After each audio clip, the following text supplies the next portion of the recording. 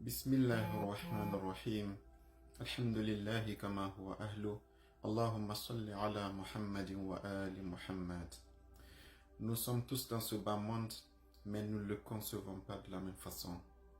Nous subissons tous des épreuves, des maladies, perte d'emploi, la mort d'un proche, etc., etc.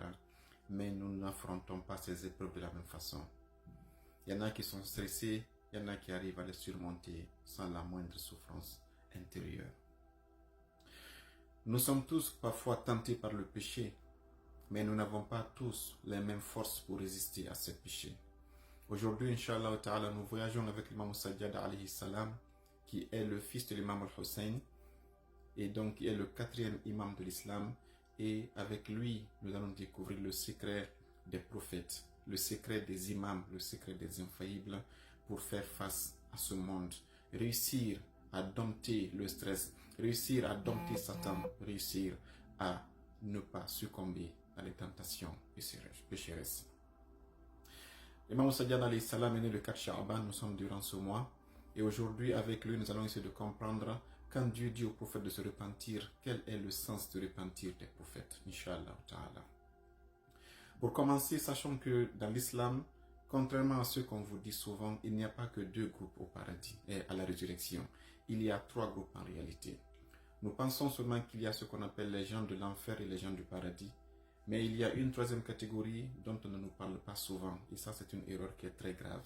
Car cette 3e catégorie aurait été celle qui aurait dû être mise en avant pour que nous tous nous les prenions comme exemple et nous tentons d'être comme eux. C'est l'idéal. Un peuple qui n'a pas de symbole ni d'idéal finira par succomber vers les bassesses et le nivellage par le bas.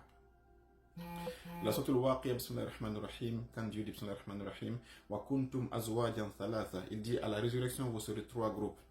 Fa ashabul maymanati, ma ashabul maymana, il y a les gens de la droite qui sont les gens du paradis.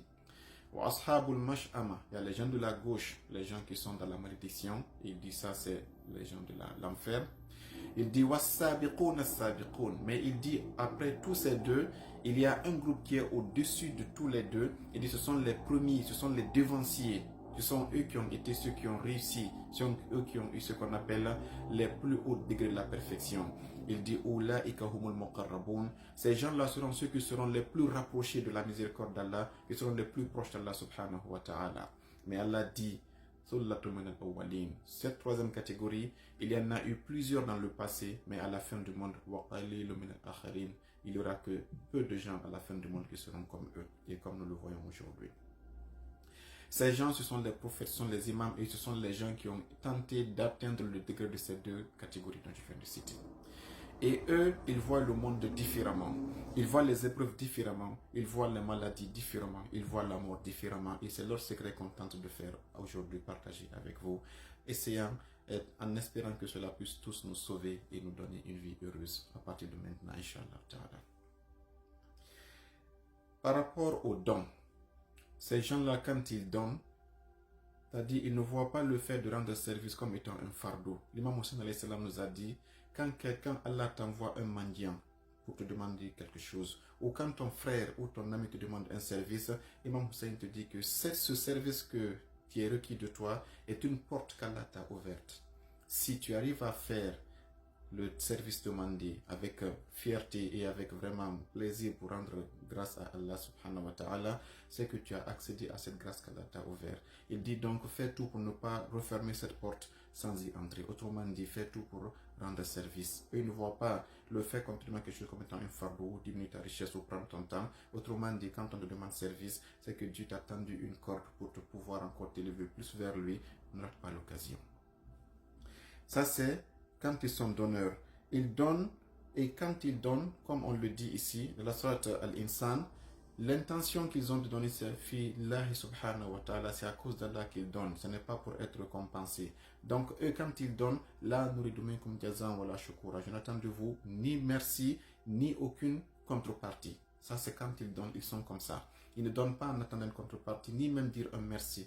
Si c'est nous, on donne pour qu'on nous fait des doigts, pour qu'on nous remercie, et c'est pas ça leur problème. Ils donnent, ils donnent par amour pour Allah subhanahu wa ta'ala. Ça c'est quand ils donnent. Et ce qui est plus important, quand c'est eux qui reçoivent, surtout quand c'est des épreuves qu'ils reçoivent, ils les catégorisent en deux parties. Si l'épreuve vient d'Allah subhanahu wa ta'ala, ils voient cette épreuve comme étant une forme d'élévation de degré.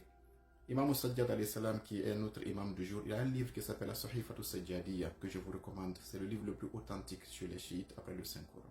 Il a été écrit des mains de l'imam Sajjad. Dans ce livre, il y a ce qu'on appelle Du'a'uhu indal marad. Quand il tombait malade, voilà le doigt qu'il disait. Un petit extrait. Il dit: Dieu, la adri ayyul halatayni.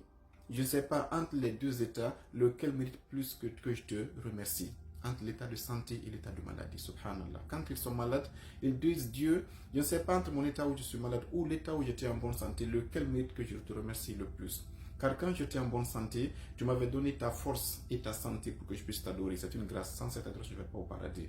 Maintenant, quand je suis malade, ces maladies que tu me donnes ici, c'est deux choses. Soit tu es en train d'effacer mes péchés si j'en avais, ou si ce n'est pas des péchés que tu effaces, tu es en train de m'ouvrir des portes pour encore plus grimper vers les degrés de la perfection chez toi. Donc, dans tous les deux, c'est la grâce que je reçois de ta part. Voilà comment est-ce qu'ils apprendaient la maladie. Ils se traitaient, mais ils ne se plaignaient jamais. Ça, c'est leur secret.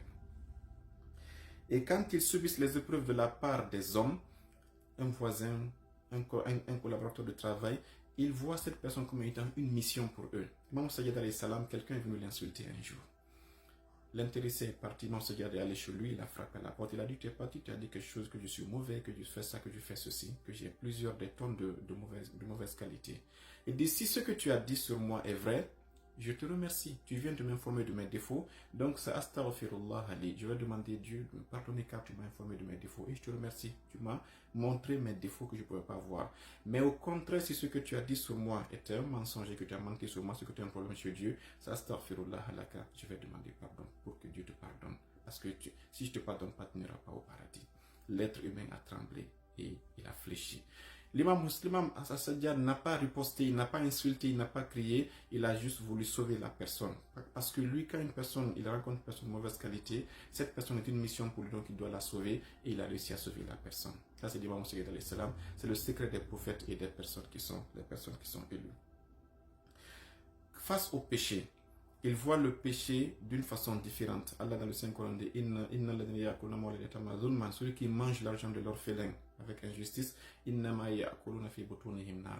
Dieu dit: quand tu es un orphelin, son papa a laissé de l'argent des comptes bancaires, des voitures, des terrains, si tu prends ça de façon illicite, Dieu dit: tu es en train de manger de l'enfer. Ces élus, ils voient le péché dans son vrai visage. Ils voient du feu. Toi, tu vois une belle femme. Toi, tu vois peut-être de l'alcool. Toi, tu vois peut-être un compte à voler. Et ils voient ça en de l'enfer.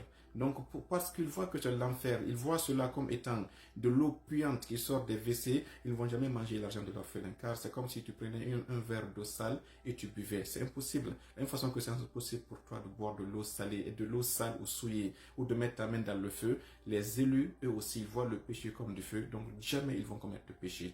Donc, quand on dit qu'ils ont péché, qu'est-ce qu'on entend par ça? Moussa Gadari Salam nous dit: voilà pourquoi on dit qu'eux, ils ont des péchés.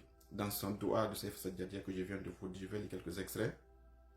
Allahumma, oh Dieu, inni a'tadiru ilayka, je demande pardon pour les choses suivantes. Min madlumin dhulma bihadrati fanam ansuru. Quand quelqu'un a été victime d'injustice devant moi et que je ne l'ai pas aidé, moi j'ai péché. C'est pas moi qui lui ai fait l'injustice, mais il a été victime, je ne l'ai pas aidé, pardonne-moi pour ça.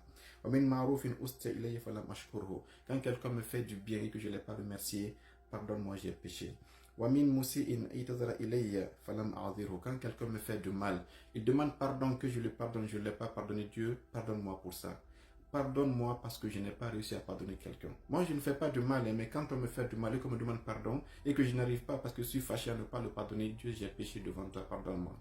Ils disent que quand on te fait du mal, pardonne à celui qui t'a fait du mal, s'il s'excuse. Mais s'il ne s'excuse pas, invente-lui des excuses. Dis peut-être qu'il a mal dormi, peut-être qu'il a un souci, peut-être qu'il a eu une décision, peut-être qu'il s'est mal comporté envers moi. Autrement dit, quand tu ne te demandes pas pardon, c'est à toi de trouver des excuses pour le pardonner, sur les excuses que tu, même 70 excuses, il te dit de faire pour pardonner ceux qui t'ont fait du mal. Il dit: celui qui est venu me demander et que je ne l'ai pas privilégié à moi, pardonne-moi. Vous savez, quand on dit de faire la sadaqat pour vous et moi, c'est l'excédent qu'on donne. Mais pour ces gens-là, non. Ils doivent priver leurs propres besoins personnels pour donner aux autres, même s'ils vont souffrir. C'est ce qu'on appelle Awliya Allah subhanahu wa ta'ala.